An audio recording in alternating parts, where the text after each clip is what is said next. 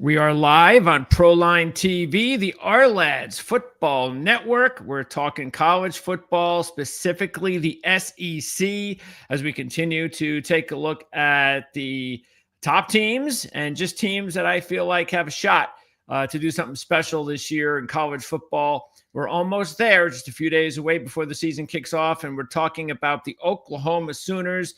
And I'm real happy to do that because we haven't talked about the Sooners for a few years here on the program. So this is a really great opportunity to find out what's going on with the program. Parker Thune is joining us, publisher. Actually, he's the co-publisher of OUinsider.com. You have a link in the description of this video. You can check it out.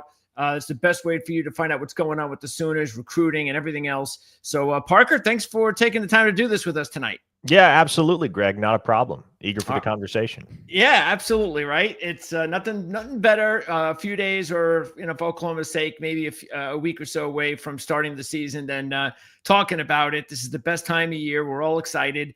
And especially I would think the Oklahoma fans are excited. This is a real big season for the team and maybe most importantly, Brent Venables.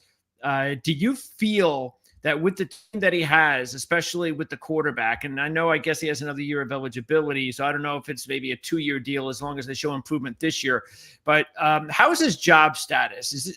Would this be really considered a big year for him? Oh, absolutely it is, Greg. And look, I think everybody understood the minute that last season ended, the minute the Sooners Armed Forces Bowl loss to Navy went final and the team finished 6-7 for the second time in 3 years, that 2025 was going to be a pivotal campaign for Brent Venables and this staff, and ultimately the campaign that dictated how long they would be around in their respective roles at the University of Oklahoma. Now, I will say, the news of Oklahoma Athletic Director Joe Castiglione's impending retirement, which broke last month, that is hugely significant as well, because Joe Castiglione is obviously the one who hired Brent Venables. And so Brent Venables no longer answers to the individual that hired him. So there may be even less leeway there. Now, there's going to be a lengthened timeline on Oklahoma's next AD hire.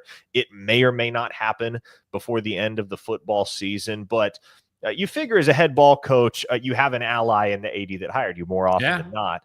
And that's not to say that whoever is appointed as Oklahoma's next AD won't also be an ally to Brent Venables, but obviously there's naturally going to be a little bit less partiality there to Venables from somebody that didn't make that hire back in 2021. So yes, to answer your question, absolutely pivotal campaign ahead, and one in which Oklahoma has to win. Yeah, we'll talk more about the matter of fact, the win total, the schedule, and things of that nature towards the end of the interview. But what I want to first do is actually let me pop up as we take a look at the team. I'm going to first pop up the On3 Rivals recruiting information for Oklahoma. This is, of course, for this year's class, the 2025 class. And tell them, I think there were 10 4-stars, I believe I saw. It depends on which service you're utilizing, but yes, if you're going according to the On3 Rivals rankings, I believe that figure's correct. 10 out of 18 signees were 4-star guys. And out of those, and again, I know it could be anybody, 3 stars, a 5-star, but out of these players, these freshmen, who has the best chance to contribute this season? I would say the 2 guys with the best chance right now are wide receiver Elijah Thomas, who's a native of Shakota, Oklahoma, a guy that, in my mind, pretty clearly established last season during his senior year out at Shakota that he was the top player in the state.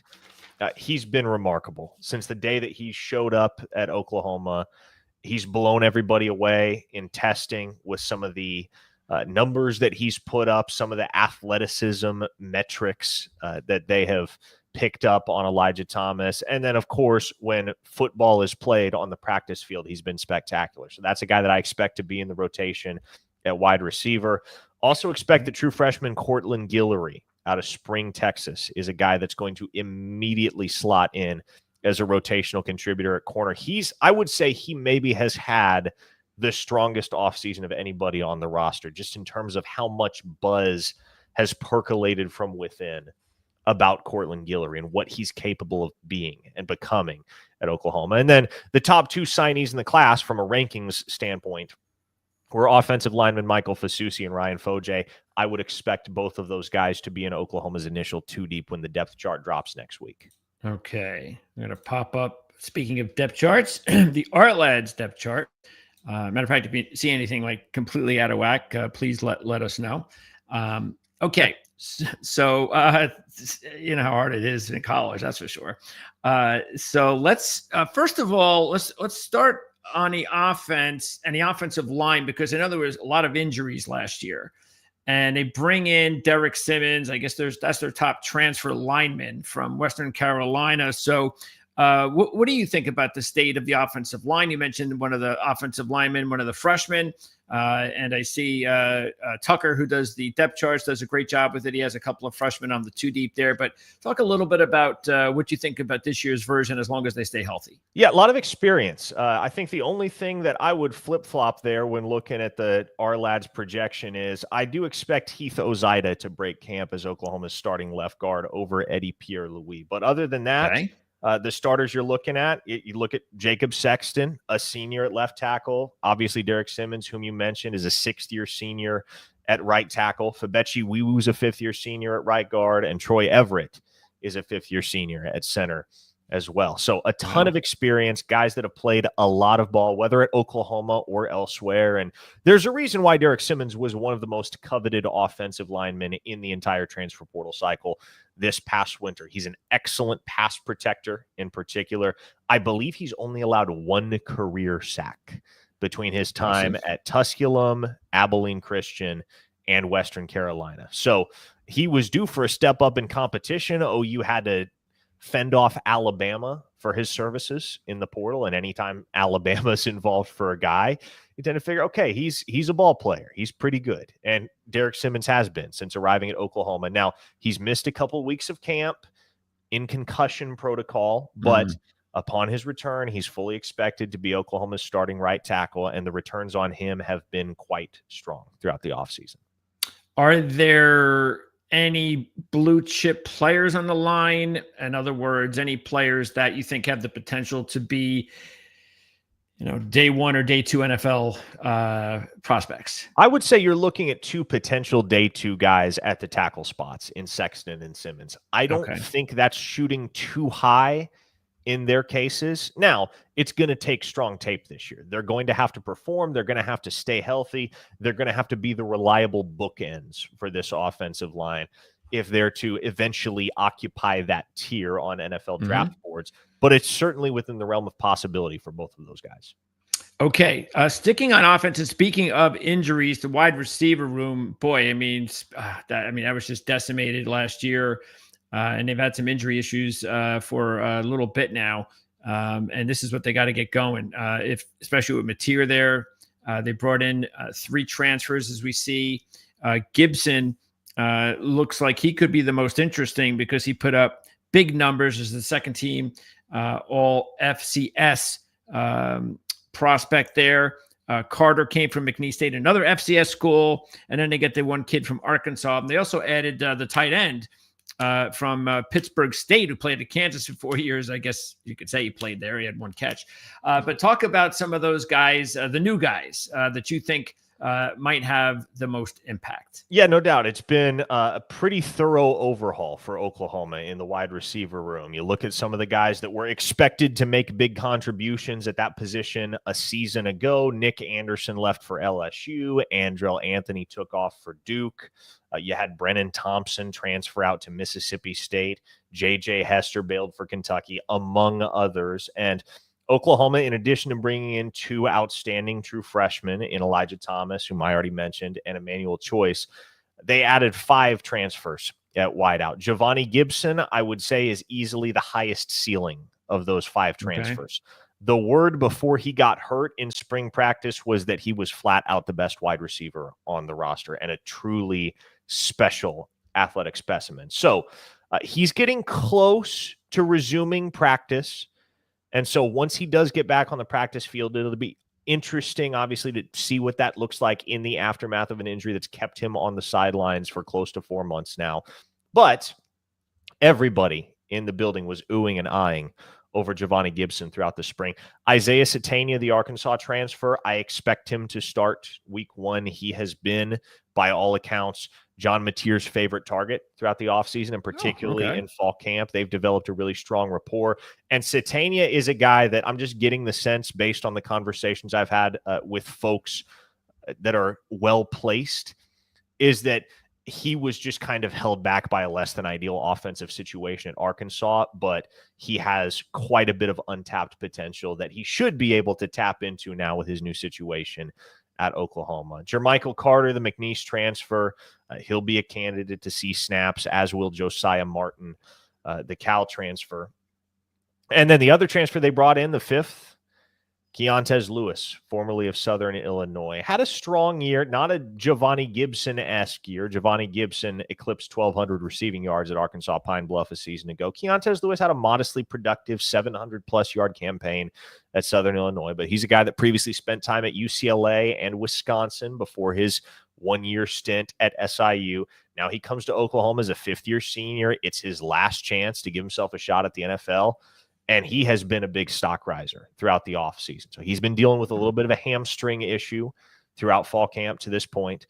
But the fully healthy version of Keontez Lewis is a guy that Oklahoma is very excited to see on the gridiron this season. Okay, so if everybody could stay healthy, or at least most, because it does look like it's it's got a deep unit, then a much better outlook. Definitely at that position for 2025. So you think then Satania, Burks, Gibson, is that what you're looking at as the top 3? Satania, Burks, and Gibson is more than likely not going to play week 1. Okay. I would expect him to return early in the season, but there's really no reason to deploy him against Illinois State. That's a game that Oklahoma will win running away with or without Giovanni Gibson. So I would say Burks, Satania, and Zion Kearney, if I had to guess right now, are probably your 3 starters at wide receiver week 1. All right. And taking a look at the rest of the offense, might as well. Well, first of all, tight end, as I mentioned, you've got this Huggins kid coming over from Pitt State, and Kent also a transfer. So do you think those are the top 2 tight ends? I think Kent is probably the guy that starts week 1. I do expect Oklahoma to use 4, maybe 5 tight ends. I mean, all of the guys that you have listed there, Huggins, Kent, Jaron Kanik, a converted linebacker, and then Caden Helms is a guy that I've been told repeatedly throughout the offseason is probably the most well-rounded tight end that Oklahoma has. He's also a really, really impressive physical specimen at 6'5", 239 pounds. So he may be the answer. If there is an answer for Oklahoma at that position group, if one guy is the answer, it may be Caden Helms. He's dealing right now with a broken hand that he suffered toward the beginning of camp. So practicing through it, he's got a soft cast on, but obviously that inhibits your ability to catch the ball, no doubt, which is an important aspect of playing the tight end position. The other guy that's going to be in the mix for playing time, don't see him listed there, is a redshirt sophomore, Cade McIntyre as well. But I would say Kent is probably the one with the slight leg up right now to be the starter. I would expect at minimum UC snaps for Huggins, for Kent, for Kanik, and for Helms, at least early in the season until Oklahoma gets a sense of who's separating at that position. Okay. But no difference makers like we see at running back with Jaden Ott. And that's such a big addition. And of course, Ott last year, we know what happened. But a couple of years ago, man, he was one of the more obscure running backs in the nation, especially when you play for Cal and you're out west. Not a lot of fans get the opportunity to see a player like Jaden Ott. So, yeah, what are the Sooners getting with Ott? Yeah, I mean, when healthy, and he was not healthy at all last year, and he talked about that in his very first media availability at Oklahoma, how he was dealing with so much. It just inhibited his ability to be himself. But you rewind to 2023, when he was himself, he was the first team all Pac-12 selection at running back. So this is a guy that can play. He went for 1,300-plus rushing yards in that sophomore season of his. So he's going to be the bell cow for Oklahoma. He's going to dominate the snap count at running back. But this backfield, Greg, this might be the deepest position group on Oklahoma's entire roster because you have a senior in Javonte Barnes who has dealt with injuries of his own the last couple of years, but Last time he was 100% was as a true freshman in 2022 when he rushed for 100-plus yards and 2 touchdowns in his 5th collegiate game, and emerged throughout the campaign as the primary handcuff to Eric Gray, who rushed for over 1,200 yards that year. Xavier Robinson came on real strong down the stretch for Oklahoma last season. When they had not much else going for themselves offensively, Xavier Robinson was able to get into a rhythm, had a huge game against Alabama, as many will recall, and he looks well positioned to reprise a key role in the backfield. Taylor Tatum is the former #1 overall running back recruit in the country in the 2024 cycle. He's had issues with pass protection. He's had issues with ball security, but provided he works out the kinks, I think without question, he's got the highest ceiling of anybody in the backfield. And I tell you what, though, that last guy you have listed there, Torrey Blaylock, is not somebody that coming into fall camp I expected to do anything but redshirt in 2025, just because of the depth that is there in Oklahoma's backfield and the talent therein. He's a true freshman, former 4-star recruit out of the Houston area, Atascocita High School down in Humble, Texas.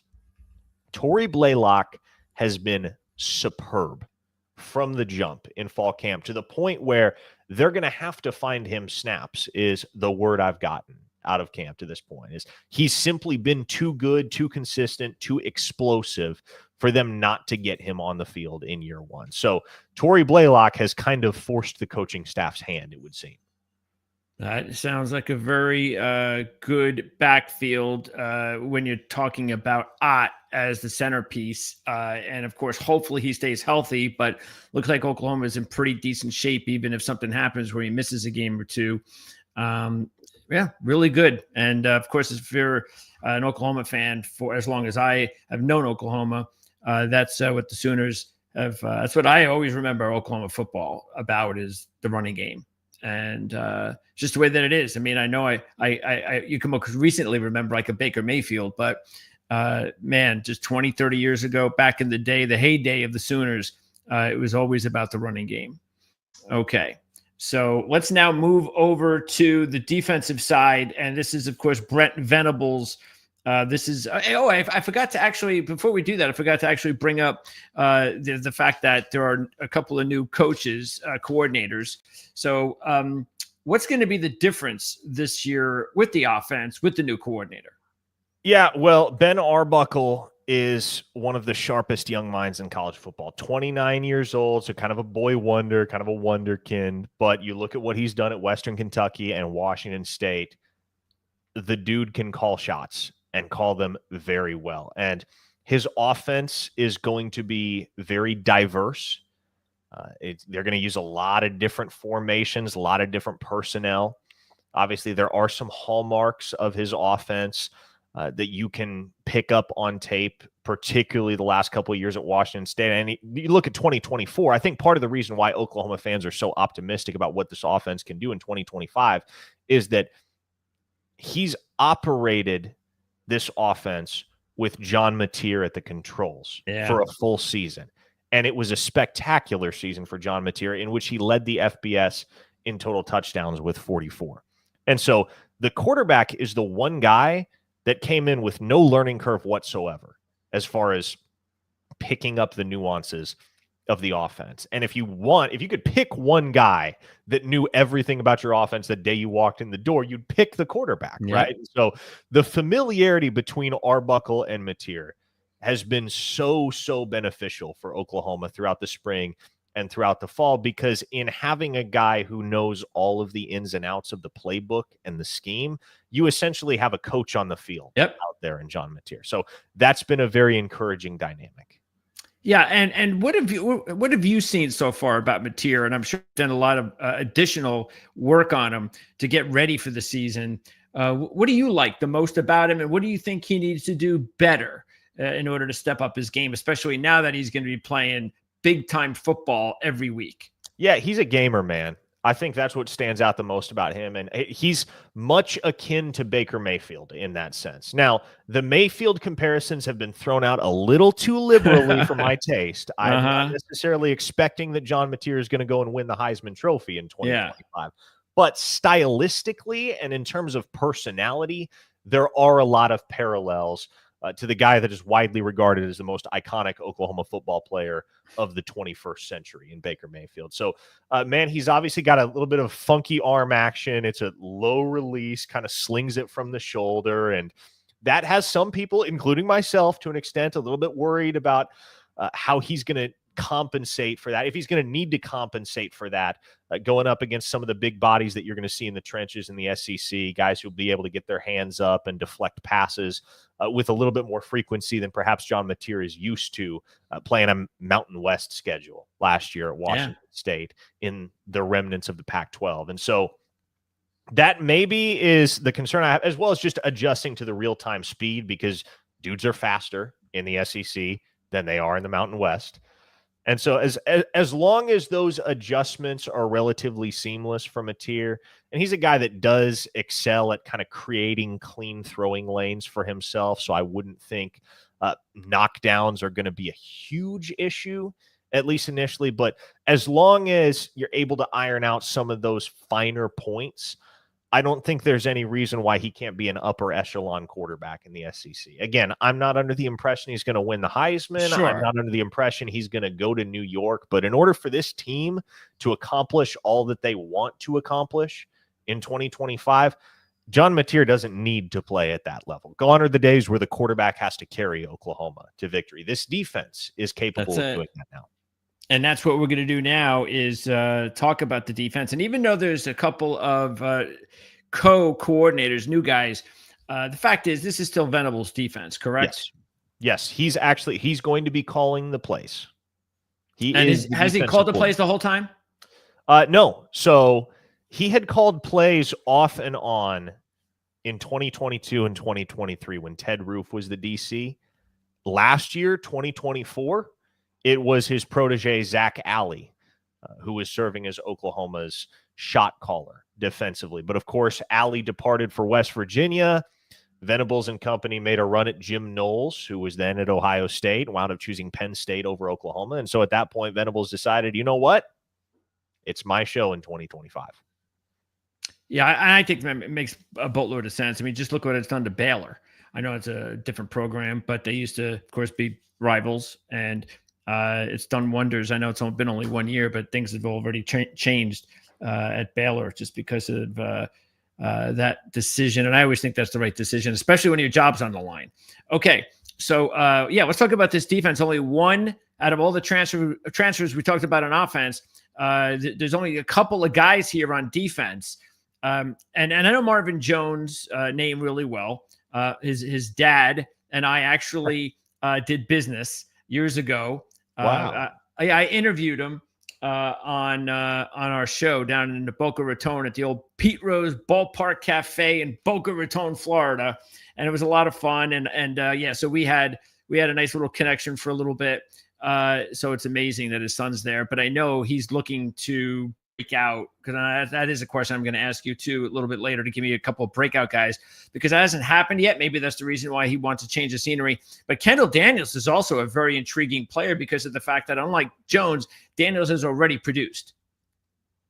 Yes, no question about it. He has been excellent at times over the course of his 4-year collegiate career at Oklahoma State. Last ride in 2025 with the Sooners after hitting the transfer portal this past winter. So Daniels is a versatile guy. Expect him to play quite a bit at Oklahoma's cheetah position, and also expect him to play quite a bit of inside linebacker as well. Oklahoma has kind of a multiplicitous vision for Kendall Daniels, which is understandable because he's a humongous human being who is incredibly athletic and could realistically play just about any position on the defensive side of the ball, save for cornerback and defensive tackle. Anywhere else, you could stick him and he could probably hold his own. So he and Marvin Jones were the two big transfer additions of the offseason for Oklahoma on the defensive side of the ball. This is a unit that brings back 8 of 11 starters. There's not a ton of turnover. Now, they do have to replace 3 guys that are now playing NFL ball in Billy Bowman, Danny Stutzman, and Ethan Downs. So the 3 that they lost were key contributors, no doubt. But Kobe McKenzie, a redshirt junior, has been groomed to take over that middle linebacker role from Stutzman. He's played a lot of snaps for Oklahoma the last couple of years, so it's not as if he's going to be out of his depth. The addition of Daniels certainly gives Oklahoma additional depth and flexibility there at linebacker. Jones is likely to start opposite R. Mason Thomas, a defensive end for Oklahoma, and for him, it's just a question of whether he's able to finally tap into that 5-star potential that everybody saw in him coming out of high school. And he's produced a little bit at Georgia and Florida State, but not commensurate with what you would expect from a 5-star prospect. So this is the year for Marvin Jones to do that. He's gotten quite a push for that starting job from redshirt sophomore Taylor Wine. So I think that's been good for Marvin Jones as well. And then filling Billy Bowman's old role at strong safety is going to be another former 5-star in Peyton Bowen. And that's also a guy that has played quite a bit of football for Oklahoma over the last couple of years. So you have experienced dudes stepping into the 3 starting roles that were vacated by guys that graduated and moved on to greener pastures at the professional level.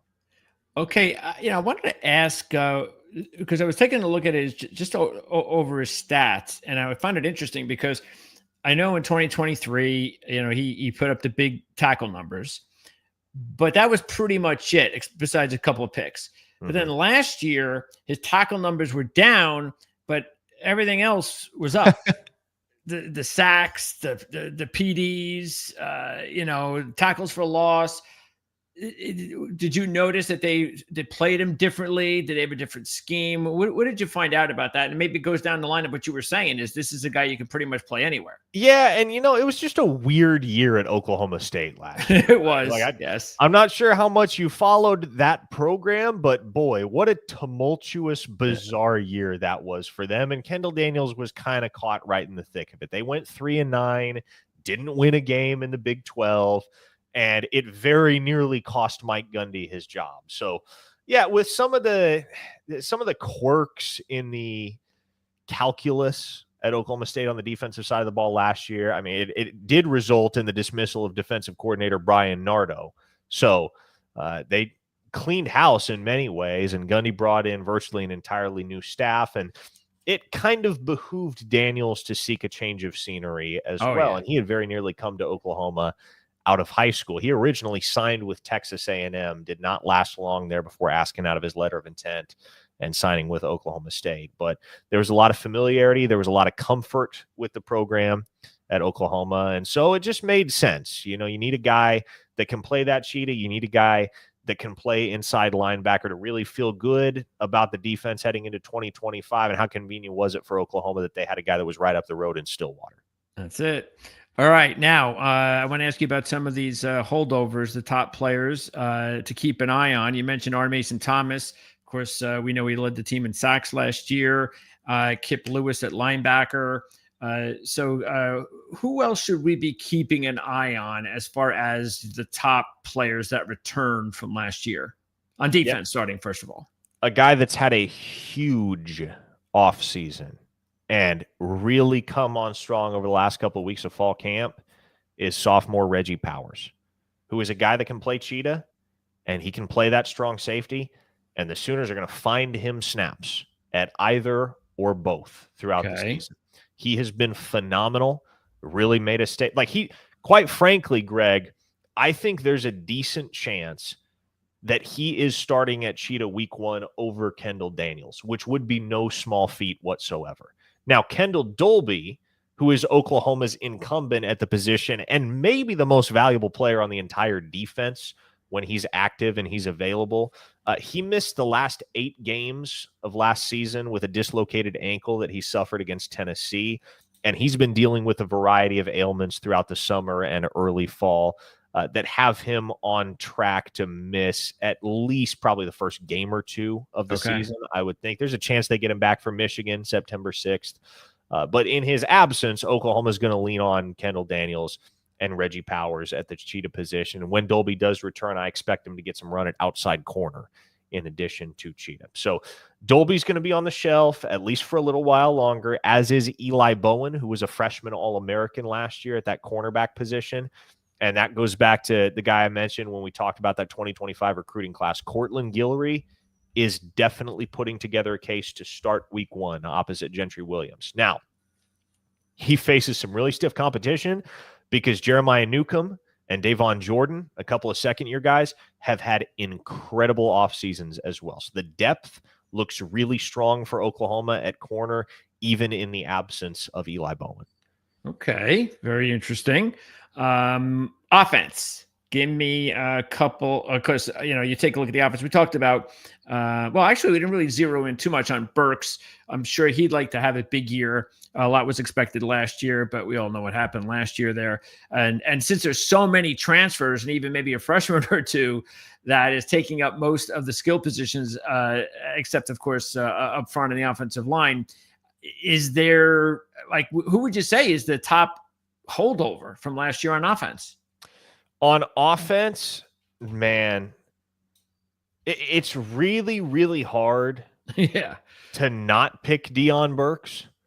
But then again, it kind of feels weird to pick Deion Burks because he only played 5 games for Oklahoma last year. But when you look at that Purdue tape and some of the stuff he did early in the season for Oklahoma before he started dealing with injury issues, man, it's clear that as long as he stays healthy and as long as the targets are coming his way in 2025, he could be one of the more electrifying players in the entire SEC. I mean, I think when you're looking at returners, it probably has to be Deion Burks on the offensive side of the ball and then R. Mason Thomas on the defensive side of the ball, who's one of the more adept pass rushers in the entire country, coming off a season in which he had 9.5 sacks. So those are the two I would say that headline either side of the ball when it comes to the returners, guys that made contributions last year and are expected to have big years in 2025. All right, give me a breakout player then on offense. Someone that, and we'll stick again with the veterans. Give me a guy that you think could take that next step. Among the veterans, would it be someone like, I mean, what was up with Gibson's numbers? I couldn't believe when I saw 26.8 for his average on 14 catches. That was quite, is that the type back of player in 2023, you're referring to 2023, yes. Yeah. So Jaden Gibson is out indefinitely now. Okay. He has not played since he has not put on pads since last August when he suffered a torn patellar tendon that cost him the entire season. He suffered a setback in April that kicked the timeline back even further. So he has not resumed practicing, and I haven't gotten the impression that he's particularly close to getting back on the practice field. So that's just kind of a wait and see situation right now for Oklahoma. If you're looking for a veteran that could exceed expectations, again, I would point you to Caden Helms at the tight end position. He is a guy that himself missed an entire season back in 2023 due to a catastrophic knee injury that almost cost him his football career. And he played very minimally last year, just kind of getting the confidence back, running, cutting on that knee, being very ginger with everything.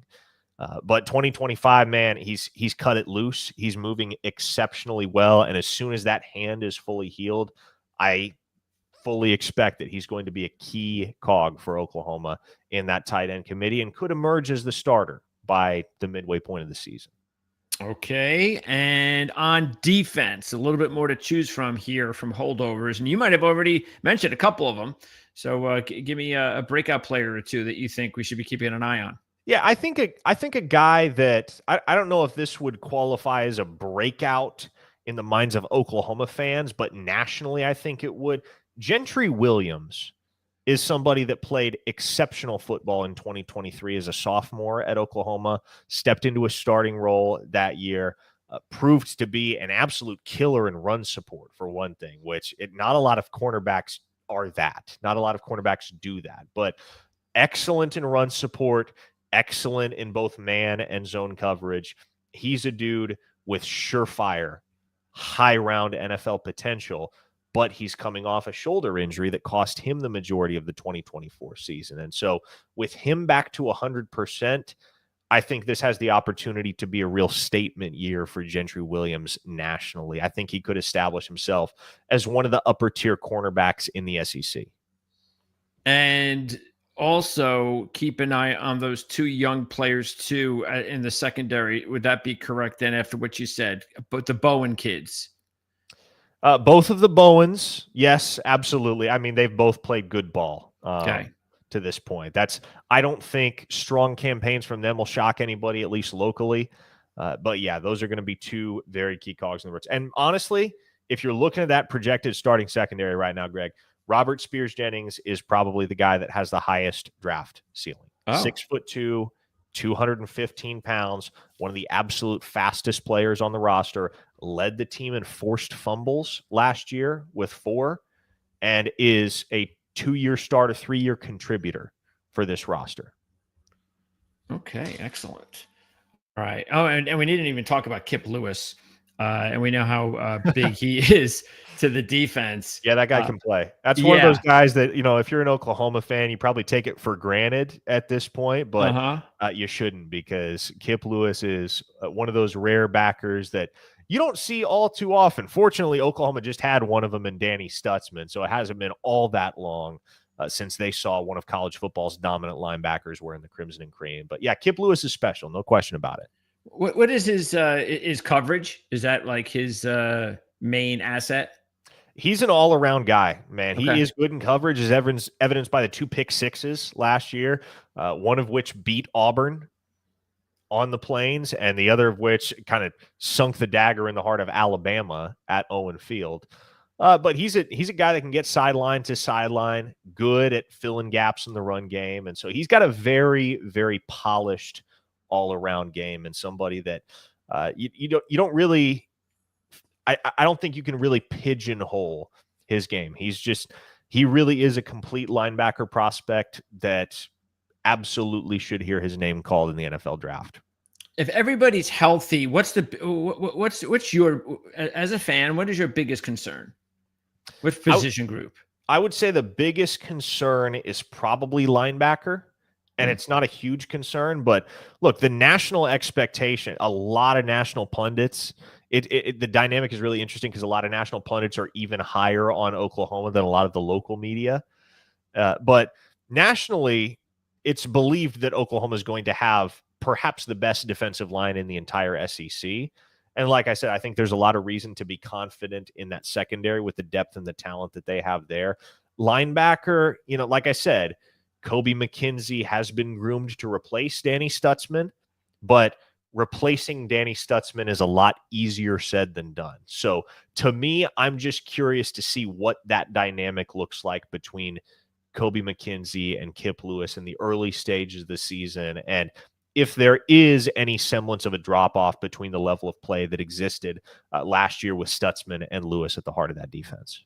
And we didn't really talk about, out of all the positions we didn't talk about, we really didn't, I don't think we talked much about the defensive tackle position.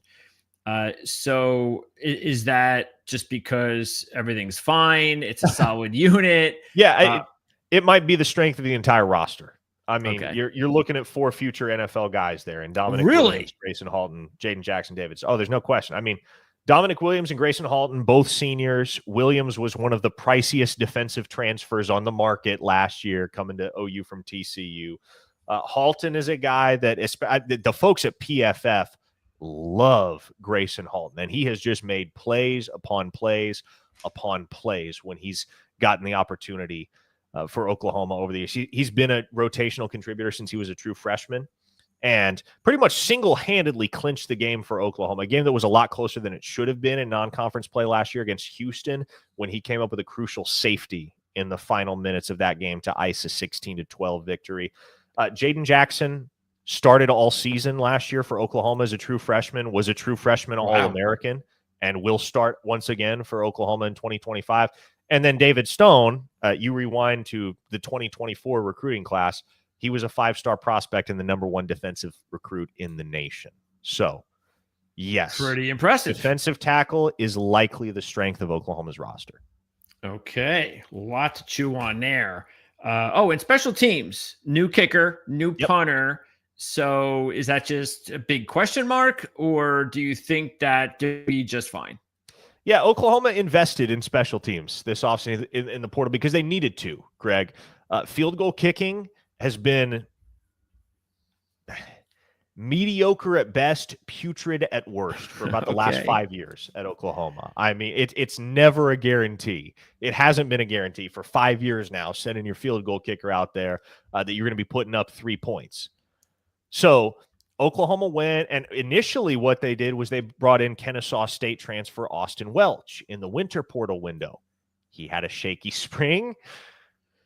They went and brought in UTSA transfer Tate Sandell, who was an all-conference performer for the Roadrunners last year in the spring portal window to stabilize the situation at kicker. So it's going to be Sandell's gig to start things off. He's a left-footed kicker who holds several school records at UTSA, including the mark for longest field goal. He hit from 54 last year, and he only missed one kick from inside 50 yards a season ago. So should be a lot of added stability there. Oklahoma also went and brought in punter Jacob Ulrich from Kennesaw State, who averaged, I believe, north of 45 yards per punt a season ago. So big leg on that kid. Obviously, you hope you don't have to use the punter a whole heck of a lot, but Oklahoma's playing SEC football. So you're going to want to have a weapon at that position because at a certain point, you will get into a field position struggle with an opponent. All right. Now, as we wrap up, Oklahoma sits here. Where are we? We're in the SEC numbers. They are, 8, 9. They are the 10th choice. Vegas has them 10th choice at 28-1, tied with Auburn. And there's a big gap after that. As you mentioned, there are a lot of people that are looking at Oklahoma. I think the biggest reason is definitely here. With that defense and with Venables, that's not been the problem. Everybody knows that. And then now that program gets a quarterback. So that's what I think us outsiders probably see. But I will say that the one thing that holds even me back as an outsider from wondering whether or not they can really have a special season is just I haven't seen it yet from Brent Venables as a head coach. And that's the thing that we just all have to see. Now, maybe it'll click. I've seen questionable coaching, first timers struggle for a few years, and then boom, they have that big year. And then 10 or 15 years later, they're considered one of the best coachings in the industry. So what do you think? What's your observation about Venables as a head coach? And where's the fan base on Venables? Yeah, well, fan base is very divided. A lot of folks would, I think, even before the 2024 campaign was over, a lot of folks were ready to cut bait. They saw him as responsible for the outcome of the 2024 season, which realistically, you can't pin that on one single individual. Can't pin it on Venables, can't pin it on the ex-offensive coordinator, Seth Luttrell. It was fired mid-season. Can't pin it on the starting quarterback, Jackson Arnold. Look, when you have the litany of injuries that Oklahoma had to deal with a season ago, the ceiling is only so high for an operation that was so beset by hardship in that department. So the fan base is divided, as you would expect for a guy that's gone 6-7, 10-3, and 6-7 in his 3 years as head coach. But I think he's easily got his best roster to date in 2025. It does look like that. He also faces his toughest schedule to date in 2025. It does look like that. So yes, it's a matter of which outweighs the other. And I think when Michigan comes to town on September 6th, will be an early barometer of where things stand in that regard. Yeah, that's the thing. I was looking at their win totals, and their win total. This really surprised me. I had to do a double take to see am I getting this right? That they only have 6.5 wins for Oklahoma. Now, I get it in a way when you think about it. You just went over the records. And they haven't put themselves in that position of being a dominant SEC team yet, or even be on that level with Venables. But still, when I look at the schedule, and I know it's tough, but they have the 3 wins that you just give them, say. So really, it's if I think Oklahoma is going to win 7 or more games, all I need to do for Oklahoma is see the Sooners do is go 4-5 against the other 9 games. And why can't they do that? I mean, I'm not even asking them to go 500 against the tough part of their schedule. So I'm a little bit surprised that it's only 6.5. Yeah, I think when you look at the way that the schedule lines up too, Greg, what you'll notice is that it's backloaded. Now, Oklahoma always plays Texas in the Cotton Bowl, second Saturday in October, one of the iconic rivalries in college football. Everybody's aware of it. And it is always the fulcrum on which Oklahoma's season swings. There is so much that is dictated by the outcome of that Texas game for both programs. And so that is going to be the defining moment, the defining week for Oklahoma. But if you look at the front half of the schedule, the 5 games leading into Texas, they play Illinois State. They play Michigan at home. They play Temple. They play Auburn once again at home. And then they play Kent State. There is, I would say, a likelihood at this point that Oklahoma is going into Dallas 5-0 because they should be able to hold serve on their home field against a program in Michigan that's dealing with some injury issues of their own right now, and maybe starting a true freshman quarterback in Bryce Underwood. And then I don't know what in the heck's going on down at Auburn. They have 3 offensive coordinators and 3 quarterbacks that they want to play, one of which is former Oklahoma starter Jack Arnold. That'll be fun. I don't know, man. Like, and who knows? Maybe I feel completely different when I see them week 1 against Baylor, but that's kind of feeling like it might be a dumpster fire in 2025 to me. So that is a very, very winnable 5-game stretch. Like you can run the table with those first 5 games, no question. However, Texas hits, and that's going to be a challenge because it always is, regardless of how those 2 teams stack up on paper. It's a war every year between those 2 programs. And the back half of the schedule, the final 6 games, is an absolute, I don't know if there's a team in the country that faces a tougher 6-game stretch than Oklahoma has to deal with in that second half. Ole Miss, Tennessee, Alabama, Missouri, LSU, and of course it all starts right on the other side of the Texas game. They get a bye week, but then they got to go out to Columbia, South Carolina, to Williams-Brice Stadium to take on a program that whipped them 35-9 in their building a season ago. So Oklahoma needs to go 5-0 to start the season, because I think if they don't have that momentum, if they don't have the wind in their sails that going 5-0 to start the year would give them, then, man, I think that schedule down the stretch, the meat of SEC conference play, just looks even more perilous for this program. Yeah, I guess, and you would know more than me. You just said it as far as how the teams react after the loss. But you would think if it's a close game and they're competitive and they're 5-0, that it wouldn't affect them as much. And I will say this: whoever loses that game, and let's say it's Oklahoma, just take a little bit of a, take a little bit of a reminder of what happened last year with Ohio State and how they were able to rebound after losing their pivotal rival game, especially the way that they've been losing in Michigan the last several years. So you can do it. And that's really what makes really great teams sometimes. And that's what made Ohio State a great team last year, was showing adversity when you lose the big ones. So, but yes, you're absolutely right. Very tough schedule. Second half of the season, there are absolutely no gimmies at all once you get past Kent State. But still, I think they can at least go 4-5 in those 9 games, which is why I think that they're at the very least a 7-win team, if not a team that can win 9 games and put themselves in a position for a playoff spot. What do you think about Oklahoma's chances for a playoff this year?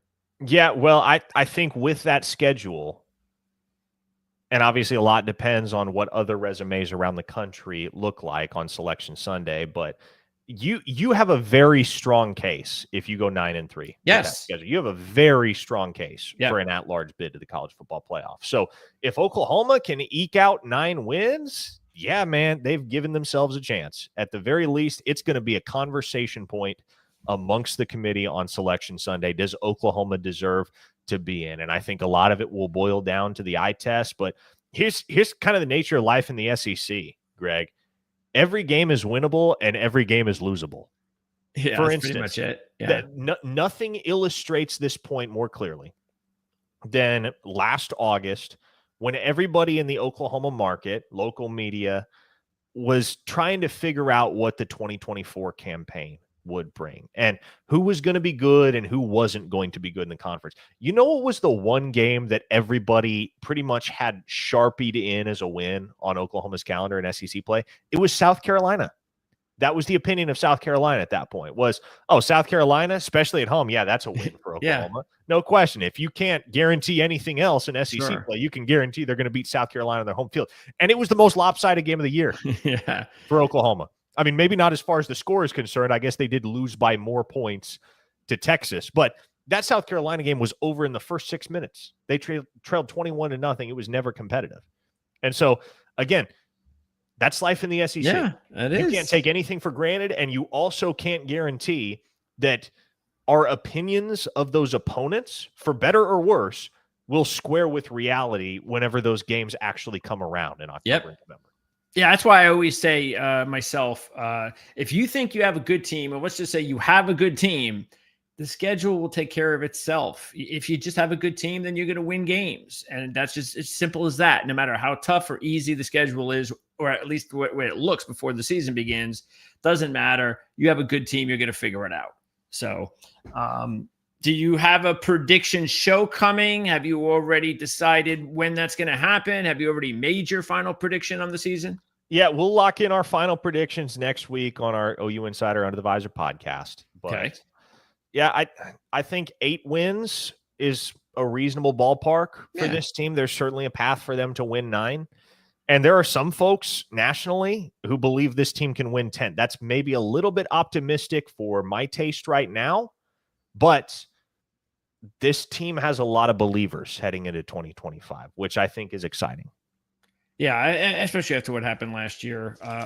Oklahoma, these types of programs, I've said it every year, it's great to have these types of historic programs playing their best football, and it's been a while for Oklahoma, so it'd be nice to get them back into the swing of things, especially in the SEC, which I have no necessary love for that conference. So if Oklahoma could go in there this year and start actually winning some games against those teams, I think that'd be really good. I think that's what we want to see. We want to see some of these old times schools, these programs come back, and Texas has done it.